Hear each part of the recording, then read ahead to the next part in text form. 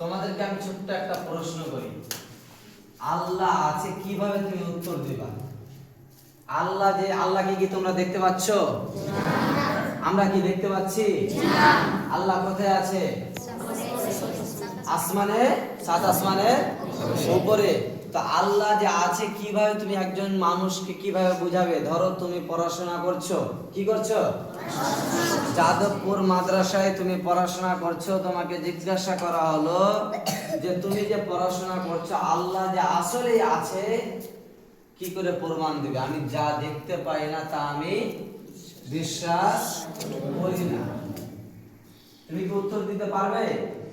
তা পারবে না। তাহলে তোমাদেরকে ছোট্ট একটা ঘটনা বলি। একজন ইমাম, তার নাম হচ্ছে আবু হানিফা রাদিয়াল্লাহু তাআলা আনহু। বলো আবু হানিফা। কি নাম বলো তো? আবু হানিফা। তিনার একটি ঘটনা তোমাদেরকে বলবো, তাহলে তোমরা বুঝতে পারবে যে আল্লাহ আসলে আছে, তা প্রমাণ পেয়ে যাবে। কি? মিশরে একটি ঘটনা ঘটে, সেখানে কিছু মানুষ, কাফের এবং মুসলমান, দুই পক্ষ মানুষ এক জায়গায় বসে কথোপকথন করছে। কি করছে? কথা বলছে। তখন যারা মুশরিক, যারা আল্লাহ আছে সেটা বিশ্বাস করে না, তারা মুসলমানদেরকে বলছে যা আমরা দেখি না তা আমরা বিশ্বাস করি না, আল্লাহ নাই এই বলে দাবি করছে। তখন মুসলমানেরা, আবু হানিফা সেই যুগে খুব বড় আলেম, সেই যুগে কোন আলেম? খুব বড় আলেম। মুসলমান মানুষেরা সে আলেমের কাছে এই কথা পৌঁছালো যে যারা মুশরিক, যারা কাফের, তারা আল্লাহ নাই এই কথা দাবি করছে, কি করে উত্তর দেব? তখন আবু হানিফা রাদিয়াল্লাহু তাআলা আনহু বললেন যে সেই তারিখে, সেই অমুক তারিখে আমি তাদেরকে বুঝাবো যে আল্লাহ আছে, সেটা আমি প্রমাণ দেব। ধরে নাও একটা এক্সাম্পল, যে কালকে 10টার সময় একটা মিটিং বসবে, সেই মিটিং এ সেই আলোচনায় আল্লাহ আছে সেটা প্রমাণ করে দেব, প্রমাণ করে দিয়ে ছাড়বো। এটা কে বললো বলো তো? আবু হানিফা। কাকে বললো? মুশরিক কাফেরদেরকে। ঠিক আছে, কাল হলো, সময় হয়ে যাচ্ছে, মানুষ মিটিং এ বসে গিয়েছে, আলোচনায় সবাই বসে গিয়েছে যে আল্লাহ আছে, এটা প্রমাণ করবে কে? আবু হানিফা। কিন্তু সে আবু হানিফা রাদিয়াল্লাহু তাআলা আনহু তিনি এখনো সবাই আলোচনায় উপস্থিত হয়নি। মানুষ একেবারে ভরপুর যে আল্লাহ আছে এটা প্রমাণ করবে, মুশরিক মুসলমান সবাই, কিন্তু যে প্রমাণ করবে আবু হানিফা সে নাই, উপস্থিত নাই। 10 মিনিট লেট। কত মিনিট? 10-15 minute late. তখন সে মুশরিক কাফেরদের মধ্যে যে হেড, ঠিক আছে, সে চিৎকার করে উঠলো যে সময়ের মূল্য দিতে জানে না, যে ইদারাতুল ওয়াক্ত, টাইম ম্যানেজমেন্ট, সময়কে যে মূল্যায়ন করতে পারে না, সে আল্লাহ আছে কি করে প্রমাণ করতে পারে না। তো আবু হানিফা রাদিয়াল্লাহু তাআলা আনহুকে সেই মিটিং, সেই মুশরিক, সেই আলোচনায় পৌঁছাতে গেলে একটা নদী পার হতে হবে। কি হতে হবে? একটি নদী পার হতে হবে। তো সেই সবাই যখন মানুষ ভঙ্গ সভা হবে না, আলোচনা হবে না, আবু হানিফা ডর পেয়ে গিয়েছে, আবু হানিফা আল্লাহ আছে এটা প্রমাণ করতে পারবে না, এইরকম যখন কথা বলছে কাফেররা, সেই সময় এন্ট্রি হলো, সেই সময় প্রবেশ করলো কে? আবু হানিফা রাদিয়াল্লাহু তাআলা আনহু। তখন যারা নেতা, যারা মুশরিক, যারা কাফের, তারা চিৎকার করে বলল যে আমরা তো আপনার সাথে কথা বলতে চাই না। কেন? কি সমস্যা?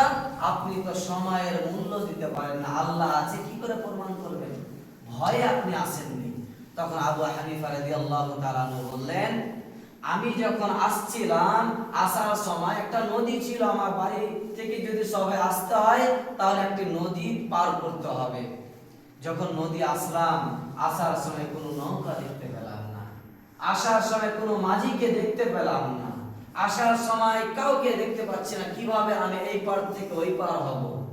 হঠাৎ চোখ থেকে আমি দেখতে পেলাম যে একটি গাছ নদীর পাশে আছে, সেই গাছটি অটোমেটিকলি আপনা আপনি একটি নৌকা তৈরি হয়ে গেল। আপনা আপনি নৌকাটি আমার কাছে চলে আসলো, আসার পর এই পার থেকে ওই পার আমাকে করে দিল, সেই জন্য লেট হলো। এই কথা যখন মুশরিক কাফেরদেরকে বলল, কাফেররা চিৎকার করে উঠলো, অডিও প্রবলেম, কি কথা বলছেন আপনি? কি আপনার সমস্যা? আপনি কি মাইন্ড কি ঠিক আছে? আপনি কি পাগল? আপনা আপনি একটি নৌকা হয়ে যাবে, আপনা আপনি আপনাকে এই পার থেকে ওই পার করে দিবে বিনা মাঝি ছাড়া? এটা সম্ভব নয়, এটা আপনা আপনি কোনো জিনিস হয় না।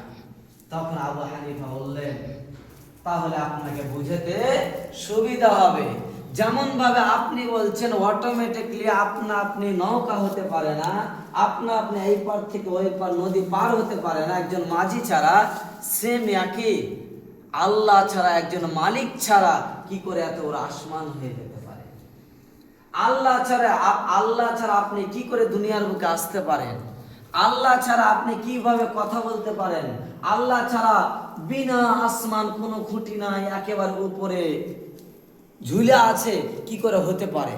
কি করে চাঁদ উঠতে পারে, আবার দিনের সময় সূর্য উঠতে পারে? একজন মালিক ছাড়া কি করে এগুলো হতে পারে? যেমন একজন মাঝি ছাড়া নৌকা চলতে পারে না, একজন ড্রাইভার ছাড়া একজন গাড়ি চলতে পারে না, একজন মিস্ত্রি ছাড়া একজন বাড়ি তৈরি করা যায় না, সেম একজন মালিক ছাড়া কি করে আসমান থাকতে পারে? একজন মালিক ছাড়া কি করে একজন মানুষ সৃষ্টি হতে পারে? মালিক ছাড়া কি করে একজন মানুষ কথোপকথন করতে পারে? তখন সেই মুশরিক, সেই কাফেররা স্তম্ভ হয়ে গেল। হ্যাঁ, ঠিকই তো, একজন মাঝি ছাড়া যেমন নৌকা হতে পারে না, অটোমেটিকলি নৌকা হতে পারে না, অটোমেটিকলি বলটা চলতে পারে না, অটোমেটিকলি আপনা আপনি পাঙ্খা চলতে পারে না, একজন মানুষের সাহায্য লাগে, সূর্যটাকে টিপতে হয়, সেম একই একজন মালিক ছাড়া কি করে আসমান হতে পারে? একজন মালিক ছাড়া একজন মানুষ কি করে হতে পারে? একজন মালিক ছাড়া কি করে এই মৃত্যু জীবন হতে পারে? আপনা আপনি কি চাঁদ উঠে যাবে? কেউ ওর পিছনে তো কেউ আছে, একজন কেউ তো আছে যে আসমান সৃষ্টি করেছে, একজন তো কেউ আছেন আপনা আপনি হয়ে যাবে? তা হবে না। এই যুক্তি যখন আবু হানিফা রাদিয়াল্লাহু তাআলা দিলেন, তখন সে মুশরিক, সে কাফেররা তখনই মুসলমান হয়ে গেলেন। তাই তোমাদেরকে যে কেউ জিজ্ঞাসা করে যে আল্লাহ আছে কিভাবে প্রমাণ করো, তখন তোমরা এই উদাহরণটা দিবে, যে কোনো একটা উদাহরণ দেখো। মসজিদে একটা আপনার বাড়িতে পাংখা আছে, পাংখাটা আপনা আপনি কি চলবে? আপনার হাত যেতে হবে, একজনের সাহায্য লাগবে। তো বলো, আপনা আপনি কি আসমান হয়ে গেছে? আপনা আপনি কি মাঠে জমিন সৃষ্টি হয়ে গেছে? আপনা আপনি কি পৃথিবী সৃষ্টি হয়ে গেছে? তার পিছনে একজন কেউ আছে, তার নাম হচ্ছে আল্লাহ। আল্লাহ ছাড়া কেউ পারে না। তাই আল্লাহ যেন আমাদেরকে ভালোভাবে কথা বলার এবং কোরআন মুখস্থ রাখার এবং আল্লাহ আছে এই দৃঢ় বিশ্বাস রাখার তৌফিক দান করুন। আমিন।